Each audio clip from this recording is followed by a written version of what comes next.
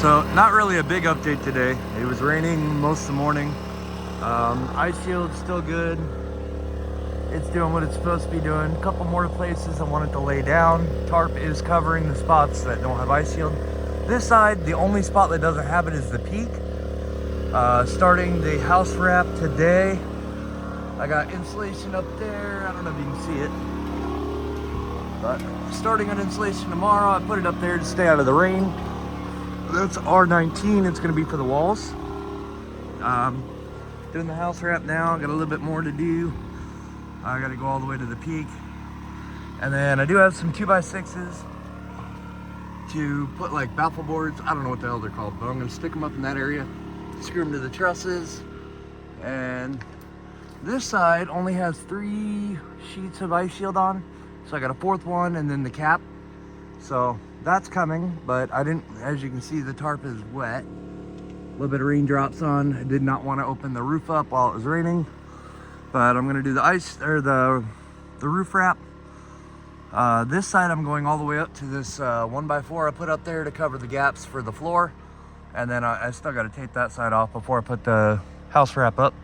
But we'll be doing the house wrap. I got to fix a little bubble there.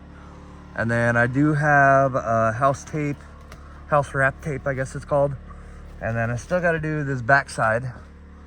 And then as well as screw those boards in. So I'm not going to go all the way up today. I'll probably just go up to that 1x4. And then we'll come back tomorrow, do this area, put the other sheets of plywood I got, put them up there. And then I'll have 3 sides of the cabin wrapped. I just have one more. I don't know that I have enough. I only got 100 feet. I'll probably have to go buy another one, but I think it's like 50 bucks. Kind of expensive, but it's worth it. Keeps my wood out of the weather. I don't know when I'm gonna get to, sorry, there's logs I'm tripping over, or branches, roots. But I don't know when I'm gonna get to whatever I'm putting on the outside of the house wrap. But that's our update.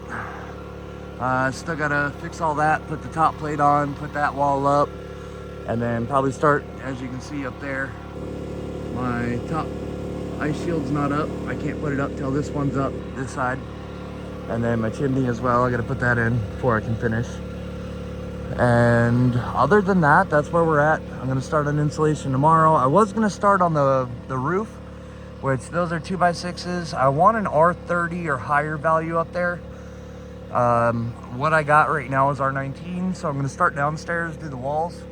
I do have upstairs and downstairs currently separated just by a piece of plywood for now, so that we're sleeping downstairs on just air mattresses. We're not done. We do have house power. Some house power. I got more in the trailer. I'll be able to run the cabin for like probably 2 weeks with no solar. We did get my deep freezer up here. Right there, it's currently airing out.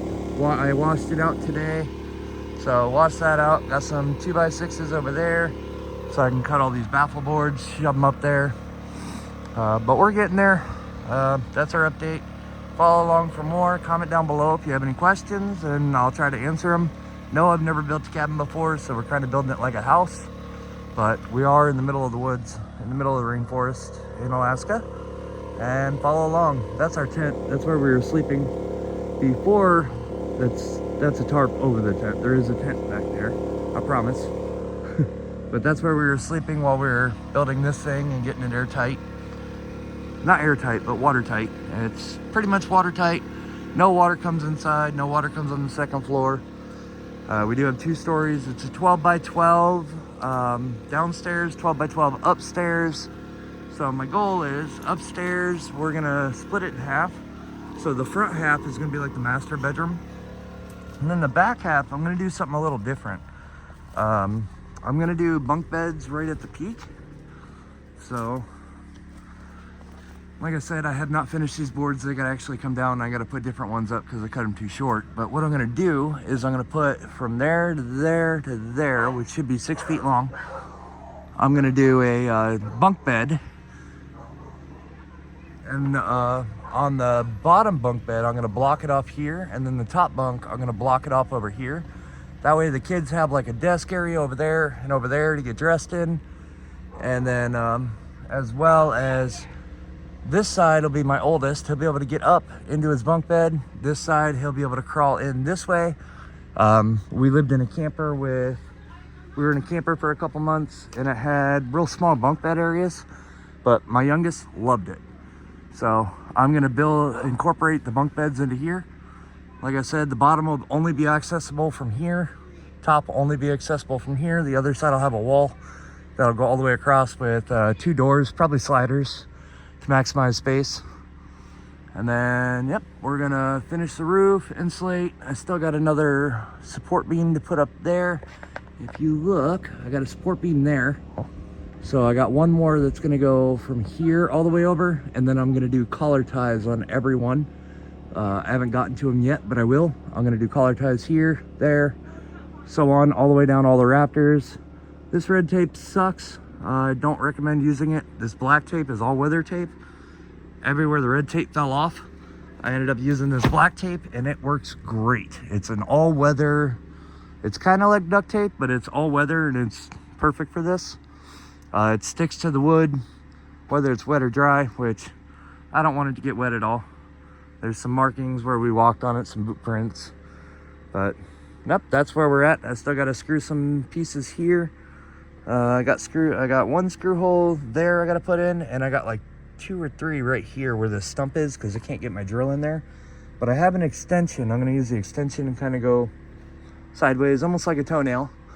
And then tomorrow I'm going to take this board down, cut it the proper length, because I mismeasured up there. The top one's good.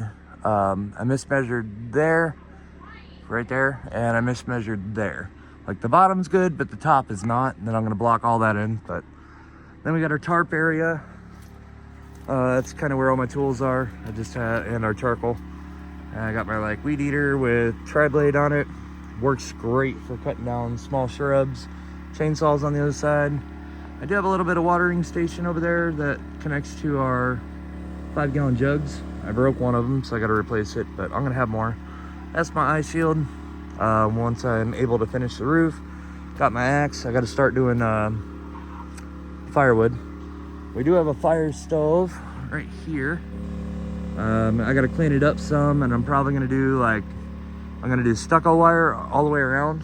I got to reseal the chimney cap that's currently covered with a plastic bag. I got to reseal the front door, and then put a door seal in as well. That's what we're going to be using for our fire stove. It works really good. It's really warm. But then I got this tarp, which is underneath the eave. So rain hits the tarp, slides down the ice shield, slides down this onto the ground. That's some of my firewood. I got about, 5 or 6 piles around I got to do. That's our charcoal grill we've been using. But yep, definitely follow along. Comment what you want to see or any questions. We'll be getting free pallets from Lowe's. I'm almost thinking about, if I get enough free pallets, take all the nails out and kind of use these boards, like clean them up a little bit, maybe use them on the inside to go over the insulation.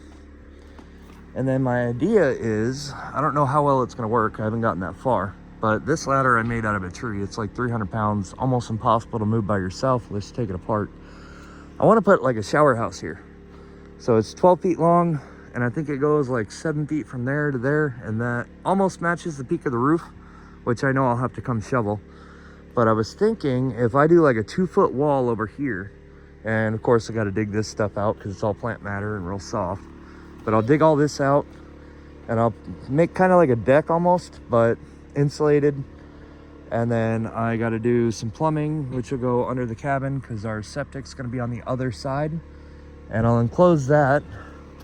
And then on the front, I want a 4-foot deck. So it'll be a 4-foot deck out, and then this will all be enclosed. Like I'll bring the roof out a little, and well, actually it's already pretty far out. Bring it out enough that there'll be like a door right here. Let's see if I can zoom out a little bit. There'll be a door here so we can get to the shower house. There'll be a shower, a toilet, and a washer dryer combo, like just a 110 unit. And a table and a sink. That'll be our shower house. I'll do the same thing with ice shield all the way down. Like I said, about a 2-foot, so I'll have to come shovel the edge so I don't get ice dam. I think that's what it's called. I've never lived up north, but I'm from Florida. We're figuring this out as we go. I'm gonna fill that all in. I did leave that area open so that I can put plumbing in, and then on the other side we're gonna do the septic. Where the deep freezer is, I want a walkway like right here. I gotta move my toolboxes. This is another fire log wood pile I started. A couple trees I gotta cut up. But I want to do like an outdoor kitchen with a roof. And that way there's no snow, so if we want to go cook, everything's going to be out there. Because 12 by 12, we're not going to have much room. So I'm only going to do like a dinette, something you'd find in a motel or a hotel. Just a little like, I don't know, 5 foot by 1.5 foot long kitchen area. Put our drinking water underneath so it stays nice and warm, doesn't freeze. Have a small sink in there. I'll attach that to the plumbing. And then that'll be where we take out our countertop stove, microwave if we need it, or even an electric burner.